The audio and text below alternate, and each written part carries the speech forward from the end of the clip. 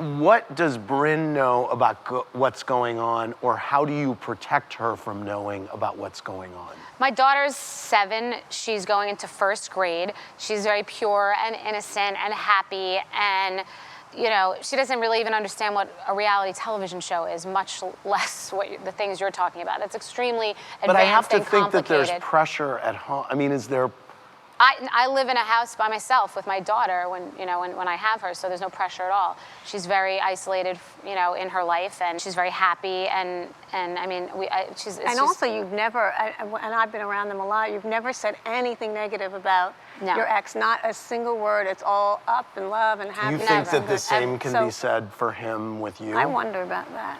I can only worry about my side of the street. Yeah. You know, my message to my daughter is everybody loves you. Do you worry about her finding out about all this? No, everybody does that, like one day your daughter's gonna read this. One day my daughter's gonna read this. Tomorrow, you know, Sonia's nip slip is gonna be news, and then the next day it's gonna be who I'm, you know, making out with and who Tom's hanging out with. Well, but that doesn't affect her in the same way. The point is, we're in a different world now where every day there's new news and things get washed out in the cycle. It's not the same way it was 10 years ago. Nobody cares about what happened yesterday. But I'm talking about your daughter caring about what went on with her parents. I know, but I don't think that when she's 12 and starts Googling things, it's going to be 5 years ago, and I just don't think that it's going to be that relevant anymore. I don't think it's going to be like at the top of everyone's mind. She's not on the internet now, so I don't know. How could I can't speak to what's going to happen in 5 years, you know? Day to day. And plus, kids are smart. By the time she's 12 or 13, she's going to have a sense of the dynamic between and no, I'm not worried about it. I society. grew up in a very, very, very challenging household,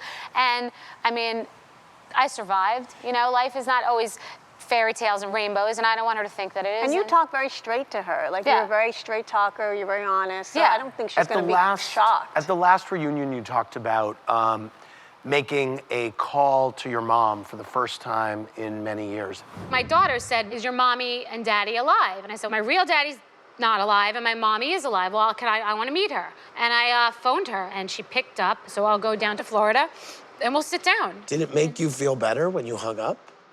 I don't know. I don't know how it made me feel. There's so many things that have happened recently that I don't know. Maybe hopeful. Have you had any more contact with her? No, that was, you know, it's a very challenging situation because each time I've contacted her, she talks about me in the press. I knew she was going to get divorced. I invented the skinny girl margarita.